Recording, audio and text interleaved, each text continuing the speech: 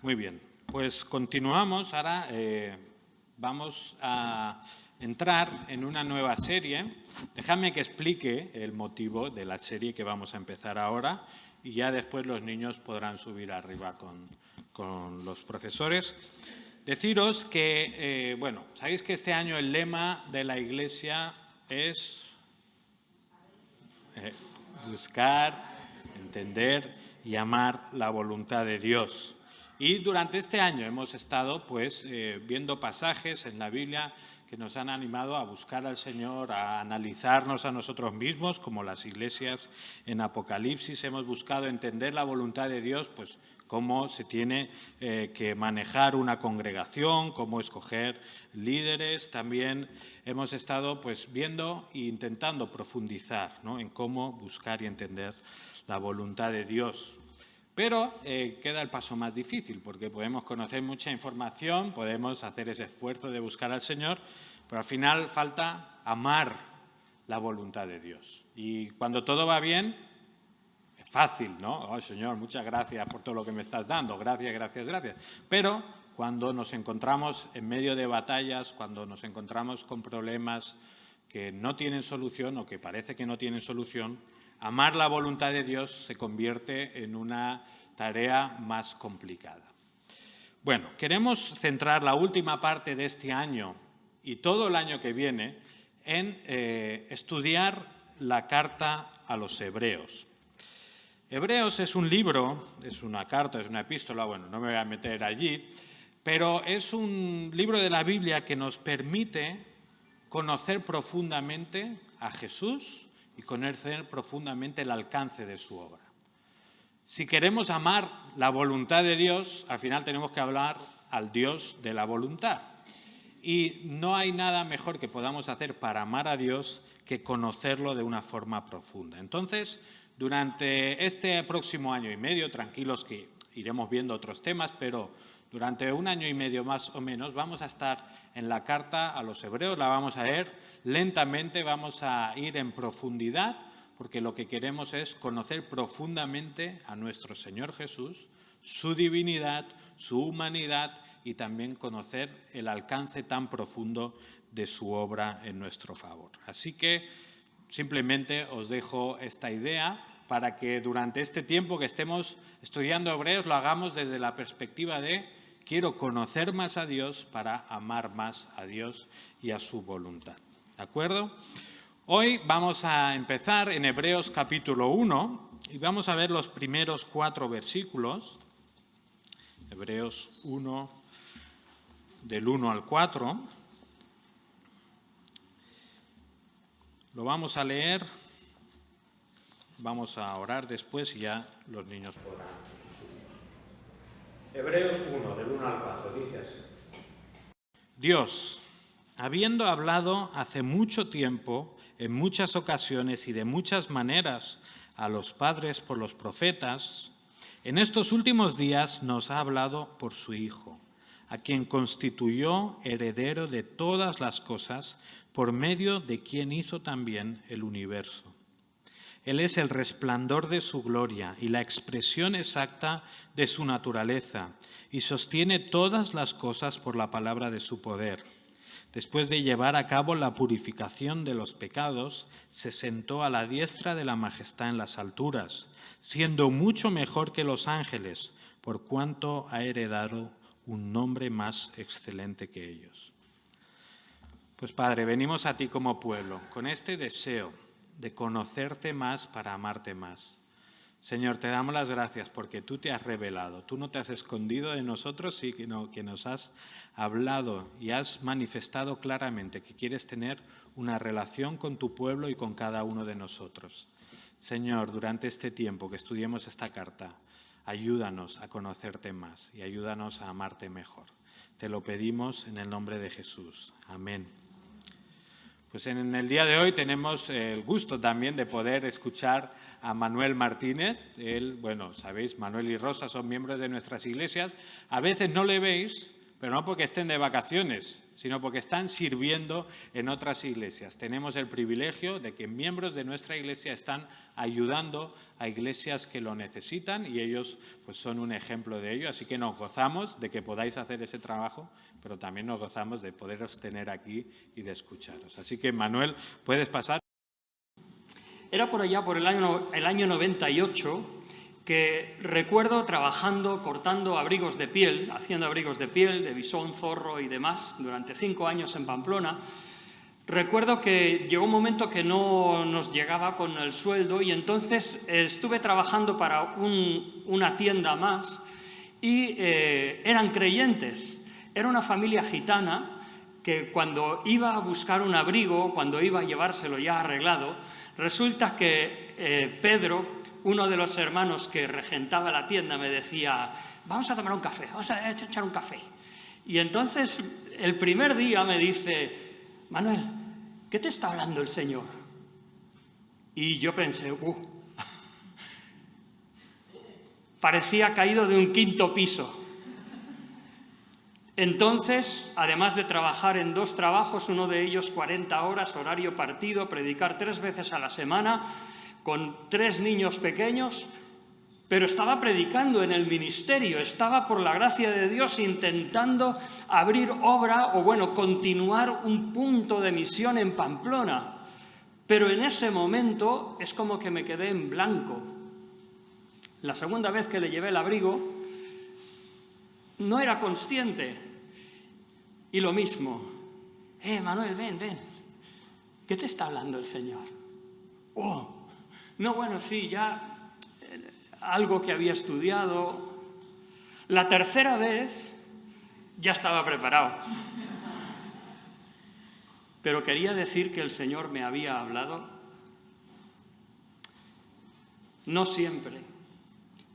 ¿Cuántas veces tienes la experiencia de que el Señor te habla?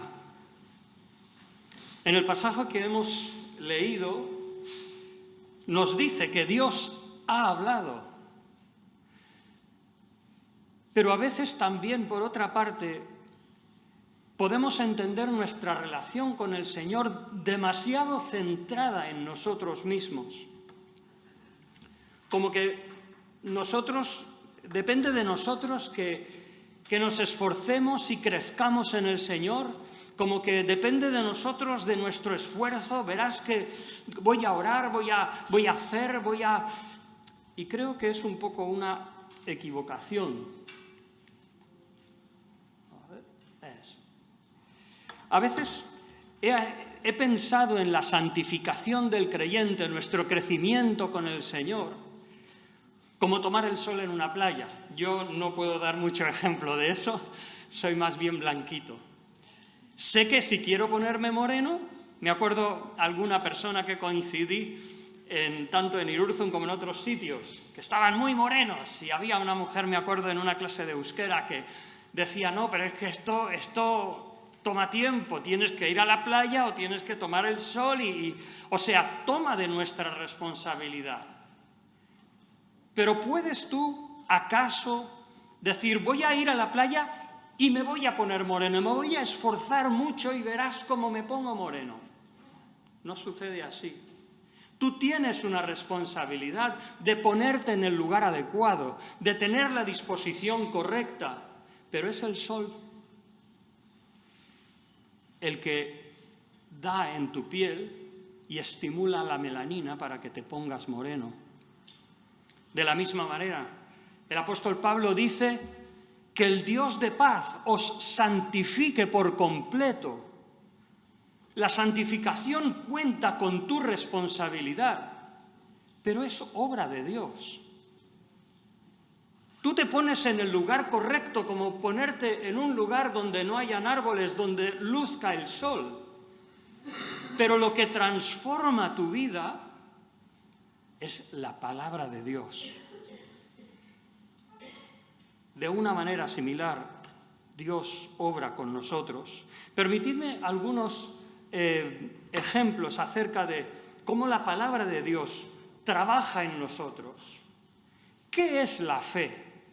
Un día escribiré un artículo sobre lo que es la fe, porque entiendo que la fe no es lo que dice el mundo de, tú tienes mucha fe. Es como que la fe es un sentimiento religioso que se contagia según estás en un lugar apropiado. No. Según la Escritura, la fe es la respuesta del alma con el poder del Espíritu Santo a la palabra de Dios. Sin la palabra de Dios no hay fe, al menos según el Señor. No dice la Escritura, la fe viene por el oír. Y el oír la palabra de Dios. Entonces tú oyes, y en la medida en que tú abres tu corazón, te dispones a escuchar, y el Espíritu Santo obra en ti y da vida a esa palabra en tu corazón, en esa medida tú puedes creer. Si no, es un mero sentimiento religioso que de poco sirve. Dice la Escritura otra cosa tan importante, que somos renacidos no de simiente corruptible, sino de simiente incorruptible, por la palabra de Dios que vive y permanece para siempre. Tremendo. Tú no te conviertes, y yo no soy reformado, que nadie me venga con historias, pero tú no te conviertes. Tú ejerces tu responsabilidad. Ninguno de nosotros nos convertimos durmiendo, sino que todo tu ser es el que se ve sacudido por la obra del Espíritu Santo, por tu voluntad, tu intelecto, tus emociones, y todo tu ser está involucrado en la conversión del alma. Pero dice la Escritura que somos regenerados, hechos nuevas criaturas, con una simiente. Y si no hay esa simiente, es como un huevo que no está fecundado por el gallo. Te puedes hacer un huevo frito, porque no hay pollito. Si una persona dice, a veces, ¿cómo me ha preocupado viendo personas venir a la iglesia y decir, no, yo es que he venido, me siento cómodo y desde entonces estoy aquí? Dices, qué difícil decir, explicar que la conversión al Señor es un nacimiento de nuevo o un nacimiento de arriba. Y es la palabra de Dios. Es cuando tú escuchas la palabra, cuando retienes la palabra, cuando tu corazón está preparado para la palabra, que la palabra de Dios hace ese fruto. Dice, por ejemplo, Juan capítulo 15, versículo 7, que si las palabras del Señor permanecen en nosotros, y esa palabra es muy curiosa, la que ha leído antes nuestra hermana, Juan capítulo 8, es logos, es otra palabra, pero en Juan capítulo 15 es rema, tarrémata, es las palabras pronunciadas por el Señor, si permanecen en tu corazón, tú permaneces en Él. Y nuestras oraciones tienen respuesta. Podemos pedir al Señor, porque la palabra del Señor permanece en nosotros.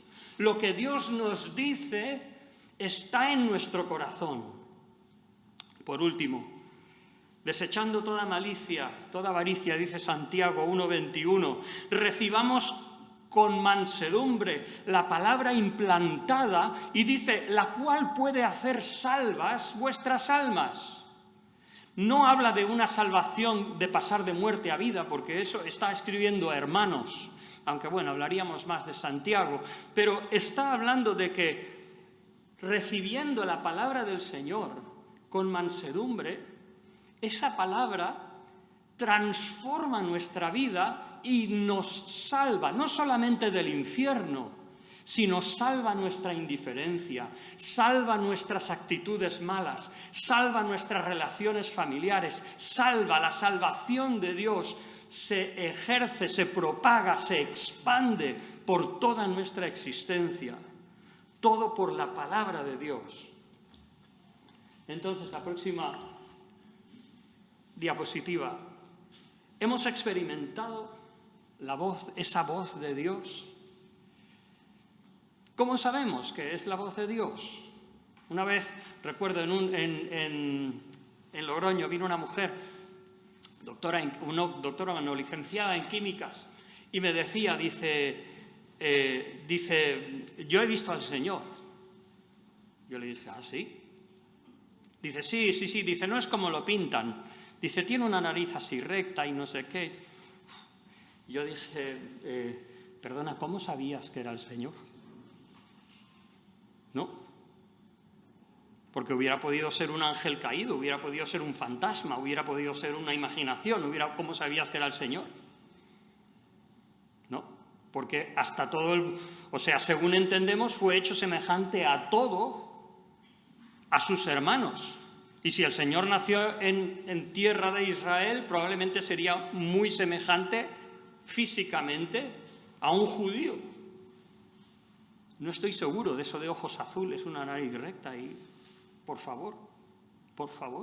¿Cómo sabemos que la voz que nos parece de Dios es del Señor? O si estamos funcionando con nuestra intuición. Estamos funcionando a lo mejor con piloto automático. Como ya somos creyentes, vamos a la iglesia, conocemos de Dios, es un poco como que ya tenemos suficientes instrucciones para seguir caminando.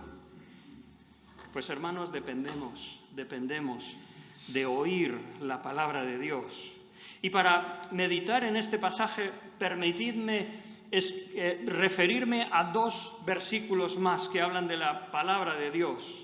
Fijaos, dice, Isaías 55, 10 y 11, como desciende de los cielos la lluvia y la nieve, y no vuelve allá, sino que riega la tierra, la hace germinar y producir, y da semilla al que siembra y pan al que come. Esa ilustración del ciclo de la vida, del agua que desciende y produce esa vida, dice el Señor, así será mi palabra, que sale de mi boca, sale de la boca del Señor.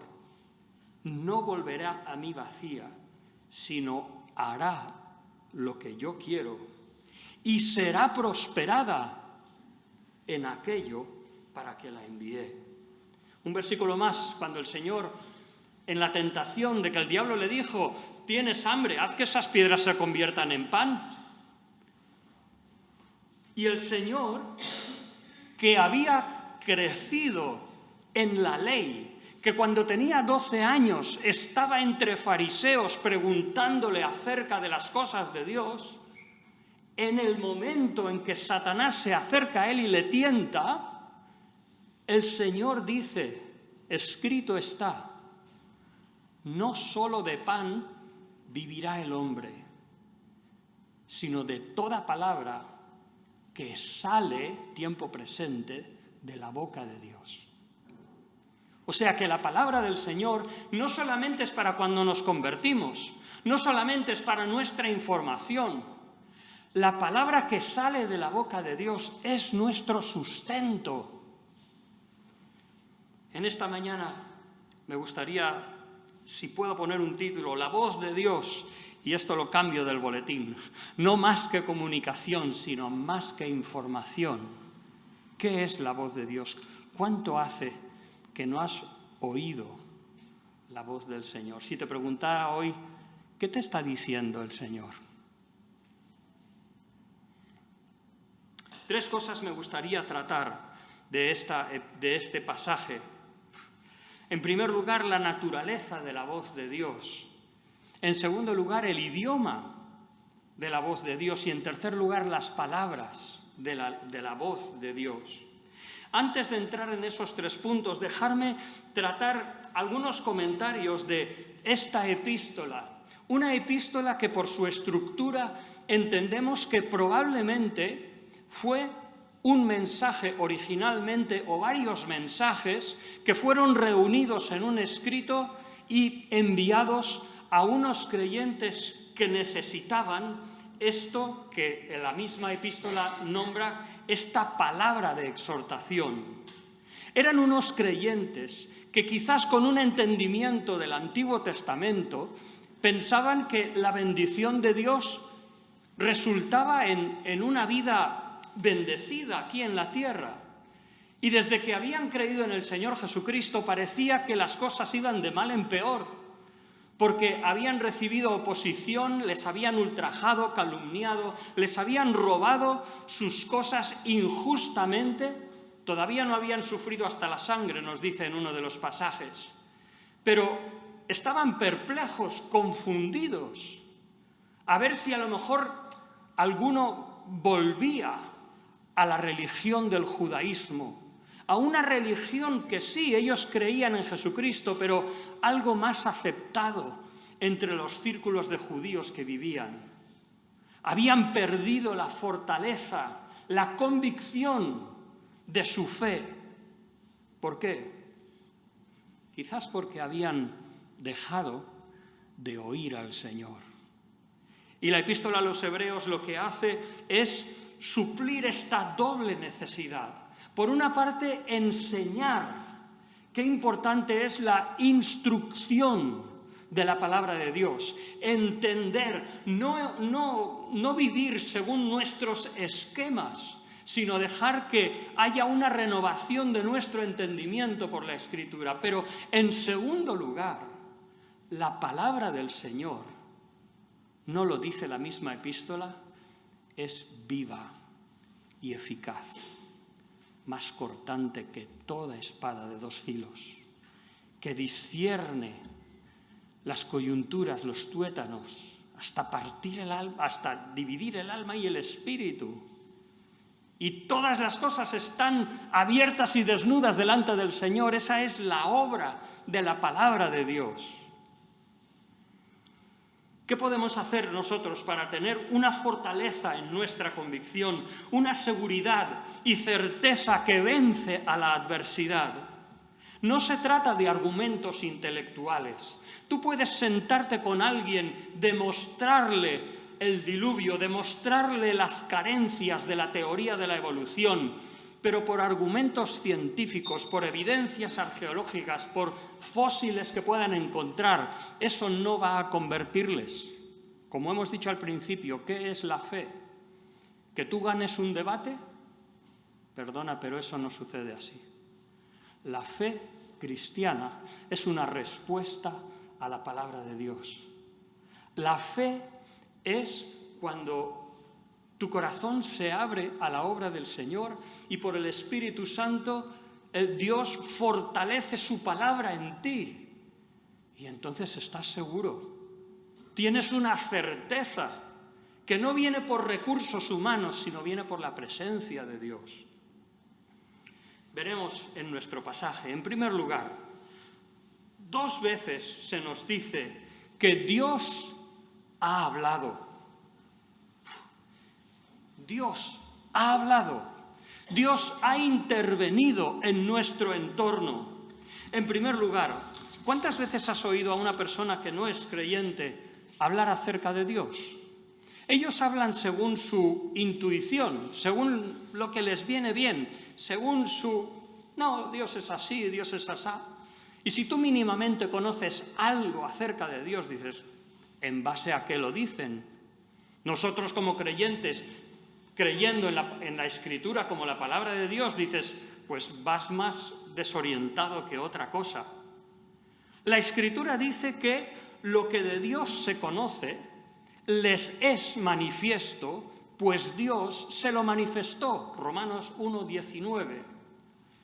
Pero hemos de entender que aunque si bien todo ser humano tiene la manifestación de Dios, la consciencia de que existe un ser supremo, el esquema mental de que si yo miro a la creación entiendo que hay algo detrás de ello, aunque según Romanos 2:14 el ser humano tiene un discernimiento de lo que está bien y lo que está mal, lo que es la conciencia, pero a pesar de eso, conocer a Dios es otra cosa. Es una revelación. Mientras que dice, lo que de Dios se conoce les es manifiesto, es público, pero dice el Señor Jesucristo, no veo este versículo, pero dijo el Señor, Nadie conoce quién es el Hijo sino el Padre, ni quién es el Padre sino el Hijo, y aquel a quien el Hijo lo quisiere revelar. Dios en el pasado, Hechos 17, ha tolerado la ignorancia de los pueblos, pero ahora, dice, manda a todos que se arrepientan. Fíjate la diferencia. Es diferente. Dios ha hablado. Dejadme comentar algunas cosas acerca de esa voz de Dios. En primer lugar, quizás nos puede ayudar a pensar que antes de que fuese escrita la palabra de Dios fue hablada. El Señor Jesús, si vosotros retenéis mis palabras, cuando no tenían el Evangelio todavía, pero Jesús les había hablado. Su palabra seguro estaba con el poder del Espíritu. Y los discípulos tenían la responsabilidad de retener en el corazón esa palabra de Dios, como fresca, como con autoridad, como ese pan que necesita el alma para poder subsistir en un mundo que no está a favor de Dios. Diría Juan que está en el maligno. Por otra parte, pensamos en la Escritura. Es cierto, Hechos 1:16, cuando Pedro dice, esto era necesario que se cumpliese, lo que dijo el Espíritu Santo por boca de David cuando habló de Judas en uno de los salmos. Es tan desafortunado que en una Biblia, una versión de la Escritura, dice, según se dice, esto es lo que el Espíritu Santo, ¿cómo que se dice? ¿No fue nuestro Señor el que decía, escrito está? ¿Y eso equivalía a Dios ha hablado? Pero, como decimos, es la palabra escrita de Dios. Pero hay otra dimensión. Como hemos leído, como desciende de los cielos la lluvia, la nieve y no vuelve allá, sino que riega la tierra, la hace germinar y producir. Nosotros creemos en la fiabilidad de la palabra de Dios. No tiene errores, pero no es suficiente. Dios no inspiró su palabra para dejarla en una vitrina, sino que Dios tiene un propósito. Su palabra es para ser recibida en el corazón. ¿Hace tiempo que no oímos esa palabra? La voz de Dios, viva y eficaz. Este pasaje nos presenta la voz de Dios. Una realidad es, como dice el pasaje, Dios ha hablado, ha intervenido en la historia. Hay una teoría del Antiguo Testamento que dice que, y estos son teólogos alemanes de finales del siglo XIX, principios del XX, que dicen que la fe del Antiguo Testamento no tiene nada de divino, simplemente es el desarrollo de la conciencia humana. Los profetas escribían sin ningún tipo de propósito de que eso se cumpliese, sino simplemente como una expresión de su sentir. ¿Eso es lo que creemos? Yo creo que no. La Escritura dice, toda Escritura es exhalada por Dios y útil. Dios, dice este pasaje, ha hablado. Dios ha intervenido, no ha sido la conciencia humana, no ha sido la ética del hombre que se ha desarrollado, es que Dios ha hablado. ¿Lo hemos escuchado? Dios ha hablado. Lo opuesto, este verbo en griego de hablar, se usa la palabra para mudo. Se pone una A delante que niega la palabra, igual que amoral o lo que sea. Pero no, Dios no ha estado mudo. Dios no creó el mundo y se apartó, sino que es que Dios habla. Escuchamos al Señor y luego presenta un contraste el autor de la epístola. Por una parte pone que Dios habló, definitivamente habló, y habló en muchas maneras y en muchas veces. Y lo hizo por los profetas. Está confirmando el Antiguo Testamento.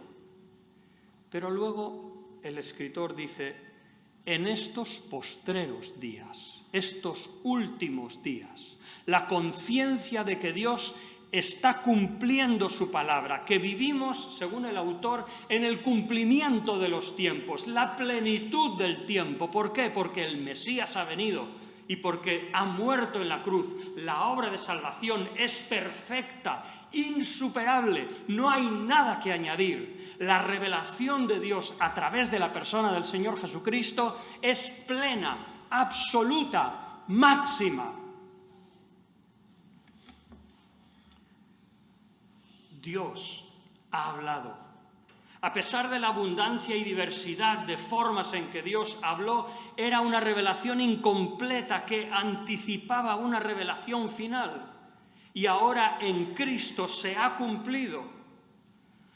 ¿Por qué no creemos en nuevas revelaciones?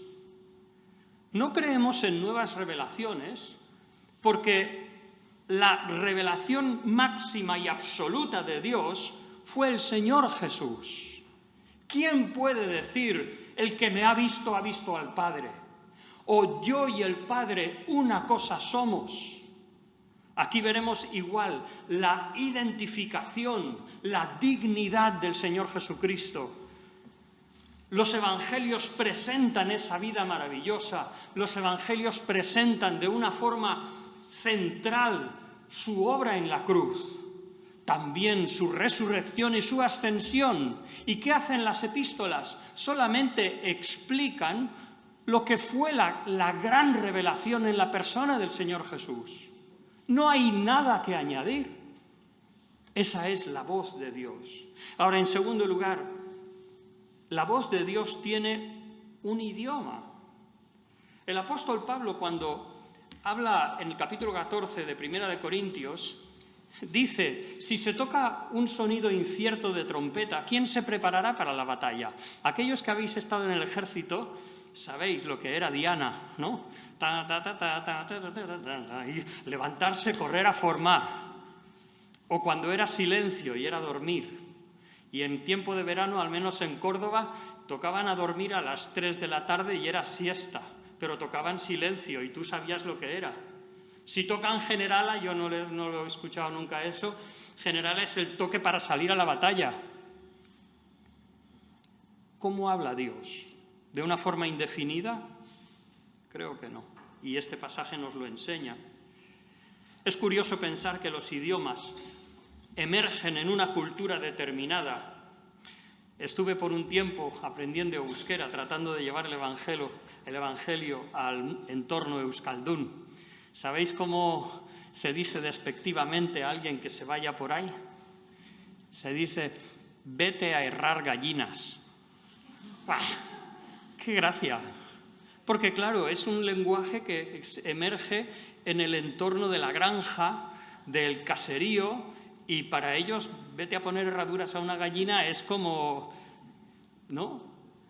¿Cómo traduciríamos al inglés, al alemán o al chino? ¿Cómo le ha dado un chungazo? Qué difícil. Pues ahora pensemos, ¿cómo es el idioma de Dios? ¿Qué palabras, qué contexto? Nos dice este pasaje que en estos postreros tiempos o en estos postreros días nos ha hablado por el Hijo. Es curioso que el Señor, cuando habla de Hijo, no tiene el artículo. Y esto no es por como los testigos de Jehová o algunos que ven una novedad poner un artículo indeterminado, ¿no? Dios ha hablado en un Hijo, de ninguna manera. La carencia del artículo no quiere decir que no sea el Hijo de Dios. Primera de Juan 5:12 utiliza el artículo claramente, el que tiene a el Hijo, porque solo hay uno, tiene la vida. Y el que no tiene al Hijo de Dios no tiene la vida, todo tiene su artículo, pero aquí este pasaje nos habla de la característica, de la naturaleza del mensaje de Dios. Dios nos habla en el lenguaje del carácter de la persona del Hijo. Dios nos habla a través del Hijo engendrado eternamente por el Padre, plenamente portador de la identificación de la persona del Padre.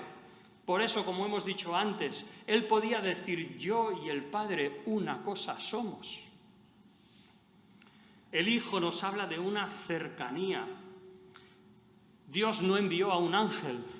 Dios no hizo que los truenos de repente hablaran y dijeran. No, Dios envió a su Hijo. Esa es la revelación de Dios, esa es la palabra de Dios. Es una cercanía. Mateo 21 nos presenta una parábola donde se hace la diferencia entre los siervos de Dios y enviar a su Hijo a su viña. El Hijo nos habla de una relación de amor, de obediencia, de intimidad. Nos habla de una singularidad. Ahora, ¿qué quiere decir que Dios tenga un idioma? Nos dice que el Señor Jesús es la palabra final de Dios, completa y absoluta. Si pensamos que la palabra de Dios solo tiene que ver con lo que está bien o lo que está mal, si me tengo que comprar un coche o no, si tengo que mudarme de piso o no, si eso es solamente lo que es la voz de Dios, nos estamos equivocando absolutamente. La voz de Dios tiene un idioma. Nos habla en o por Hijo. Si nuestro criterio para hacer una cosa u otra es la conciencia, nos equivocamos. No dice el apóstol Pablo: todo me es lícito. Legalmente, todo me es lícito, pero no todo me conviene, no todo edifica. Dice Efesios 5:1: sed pues imitadores de Dios como hijos amados. ¿Qué es eso? El Señor nos habla a través de la persona del Hijo, que nos dijo: yo hago siempre lo que agrada al Padre. Y es ese lenguaje el que nos tiene que llevar a decidir qué es lo que hacemos o no. Andad en amor como también Cristo nos amó y se entregó a sí mismo por nosotros. Efesios 5:2. Dios no nos dice: voy a afirmar lo que piensas, todo te va a salir bien, no vas a tener enfermedades, nunca vas a tener carencias. Ese no es el lenguaje de Dios. Es verdad que su providencia, el gobierno de Dios sobre el mundo, el desarrollo de la naturaleza y la vida, a través de lo cual Dios gobierna también, nos puede traer una subida de sueldo, gracias a Dios, puede darnos un piso maravilloso de alquiler, lo que sea, pero la voz de Dios no tiene que ver con eso. Es mucho más que eso, es mucho más que eso. Es conocer la persona de Cristo, dejar que la persona de Jesús, sus palabras, su obra, vibren en nuestro corazón por el Espíritu Santo, y entonces a la luz de Él podremos discernir cuál es la voluntad de Dios para mi vida y seremos transformados a su imagen. Por último, el idioma de Dios tiene unas palabras, tiene una definición, una comprensión. Dice la epístola a los Hebreos que en estos postreros días nos ha hablado por el Hijo y nos dice quién es ese Hijo. Nos da una definición. Comienza y termina con la dignidad del Hijo. Constituyó heredero de todo. Por medio de Él hizo el universo. Luego nos da dos frases que nos presentan la cercanía del Hijo con el Padre, siendo el resplandor de su gloria. Es como diferenciar la luz, la combustión que puede hacer un poco de gas con la electricidad, y lo que se desprende de ello. ¿Puedes diferenciarlo? ¿Podemos separar el fulgor del fuego? No, habla de una identificación. El Señor Jesús es la expresión visible de un Dios perfecto y majestuoso que es invisible y que nadie ha visto jamás. Segundo, casi es una imagen más profunda. Es la misma imagen de su sustancia. La palabra imagen es carácter. Es lo que se usa cuando se hace un anillo en los reyes del medievo que firmaban con cera caliente y su anillo. Y la imagen que quedaba plasmada era la misma que su sello. Pues nos dice que el Señor Jesucristo, el Hijo a través de quien Dios nos habla, es la marca idéntica a lo que subyace en la naturaleza de Dios. No su expresión externa, sino a su esencia, su naturaleza, su persona. Y dice, habiendo efectuado. Fijaos qué manera de expresar. El Señor Jesús efectuó, y este es un verbo aoristo, tiempo medio. ¿Qué quiere decir esto? Una acción completada y la hizo por sí mismo. Lo dice después, lo traduce. Efectuó por sí mismo la purificación de nuestros pecados y fíjate lo que dice. Me parece asombroso. Se sentó. Nosotros hemos sido sentados en lugares celestiales, pero ¿quién osa sentarse a la diestra de Dios en las alturas? Solo Cristo, como Hijo de Dios, digno por naturaleza y por experiencia de vida. No solamente porque es el Hijo de Dios, sino porque obedeció al Señor hasta las últimas consecuencias y ejecutó a la perfección la voluntad del Padre. Y fue exaltado hasta lo sumo y le fue dado un nombre que es sobre todo nombre. Sabemos ese pasaje, ¿verdad? Para que en el nombre de Jesús se doble toda rodilla que está en los cielos, en la tierra y debajo de la tierra. Hecho tanto superior a los ángeles cuanto otra vez heredó más excelente nombre de ellos. De estas frases se desprende la dignidad del Hijo. Cuando Dios nos habla a través del Hijo, es una dignidad de lenguaje.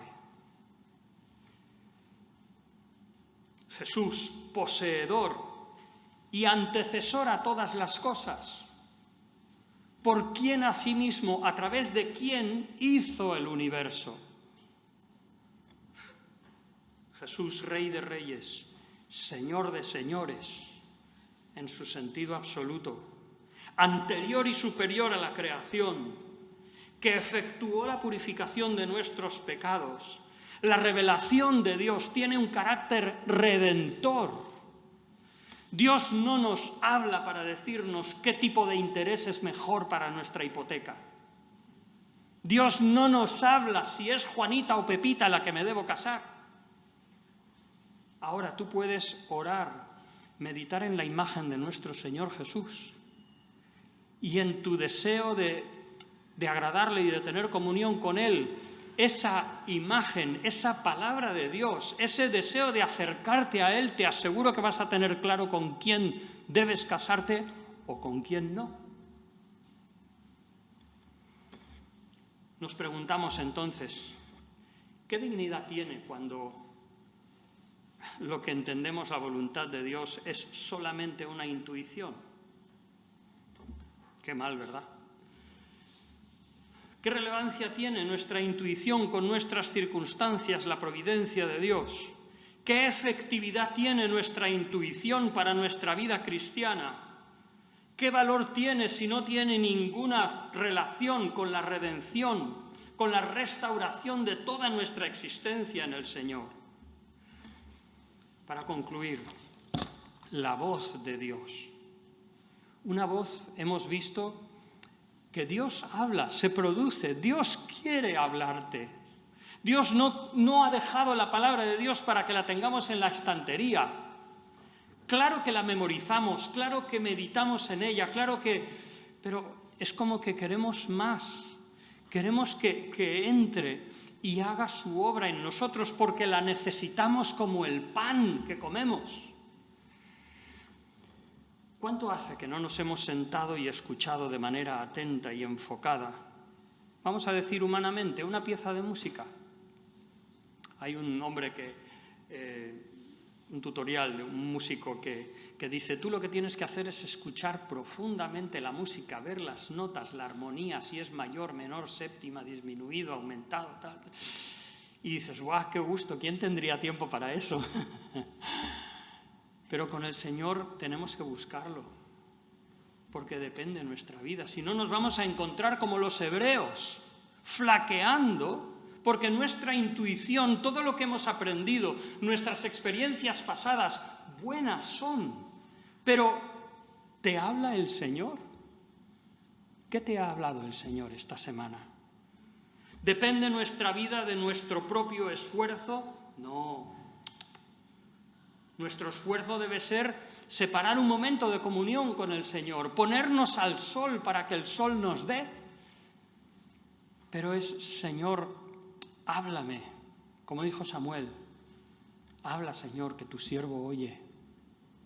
A lo mejor al principio no sabemos bien cómo escuchar, cómo es la voz de Dios, pero déjame decirte, tiene un idioma, su Hijo Jesús, tiene un entorno, unas palabras, tiene una autoridad, más vale que le hagamos caso. De eso depende nuestra fortaleza frente al mundo. ¿Cómo están tus fuerzas? A veces yo personalmente tengo que tomar vitaminas porque no llego al final del día. ¿Cómo están tus fuerzas espirituales? ¿Cómo te encuentras en el Señor? ¿Bien? ¿O estás teniendo dudas? El idioma, la palabra de Dios. A veces nuestros pensamientos pueden girar en torno meramente a nuestras circunstancias, nuestro trabajo, salud, dinero, bienestar. Señor, gracias porque me has dado trabajo. Gracias porque tengo una casa, un techo. Todo eso está muy bien. Pero si no oímos la voz de Dios, si no tenemos una visión fresca de la persona de nuestro Salvador, ¿va a ser eso suficiente para permanecer firme en un mundo tan hostil a las cosas de Dios? Que el Señor nos ayude. Muchas gracias, Manuel, por este mensaje. Como os digo, en Hebreos vamos a entrar en profundidad en la palabra del Señor y queremos oírla, queremos escuchar. Entonces vamos a responder ahora al Señor en oración, libremente. 2, 3 personas podemos responder en oración. ¿Qué tal? ¿Cómo estáis? Esto es IPSTE, para quienes no lo conozcáis. 1974 comienza una institución docente con el fin de formar al creyente espiritual, bíblica y teológicamente para servir a la Iglesia y al mundo actual. Dejadme presentaros.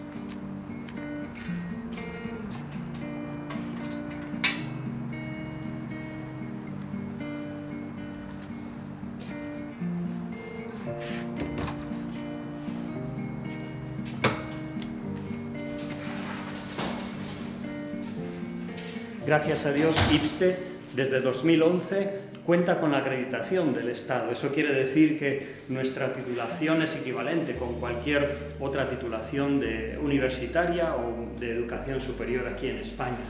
Los fines que tiene IPSTE es ayudar, servir a la Iglesia local, poder formar al creyente, como hemos dicho, tanto bíblica como espiritual como teológicamente. Convive con nosotros un seminario chino, que es una bendición, un ejemplo para nosotros y una delicia. Damos gracias al Señor por ellos. Dejadme mostraros una de nuestras aulas para que veáis un poco cómo es por aquí dentro. Asimismo podéis ver nuestro comedor, donde los estudiantes tienen su tiempo, y también, muy importante, el café del mediodía, donde tenemos comunión y nuestra interacción. Pero permitidme subir y mostraros algunas de nuestras necesidades y también nuestras victorias en el Señor.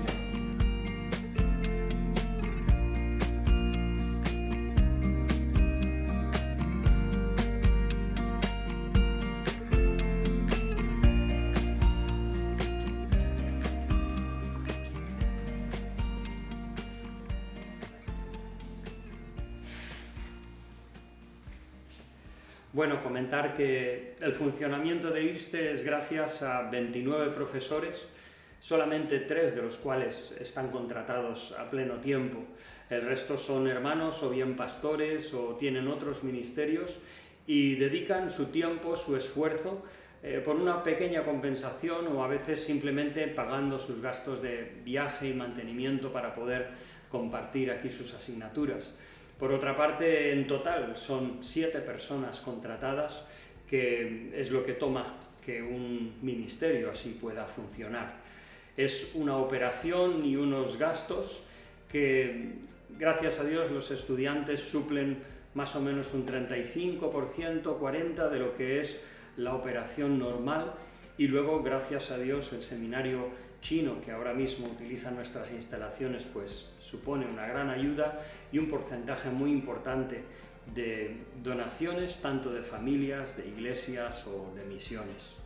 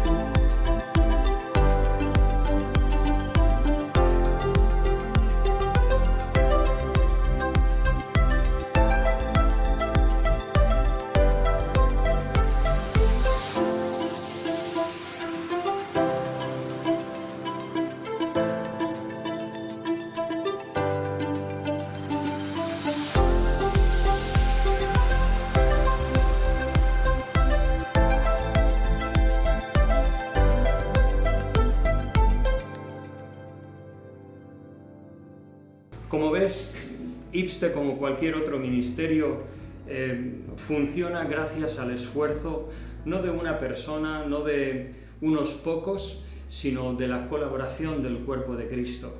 Asimismo, como IBSTE desea servir al pueblo de Dios, de la misma manera os invitamos a que tengáis una parte en nuestra vida, en el sentido de formar parte de este círculo de amigos de IBSTE, que con una pequeña contribución o quizás con una ofrenda como iglesia o como vosotros veáis, o aunque sea orando al Señor para que Él pueda proveer.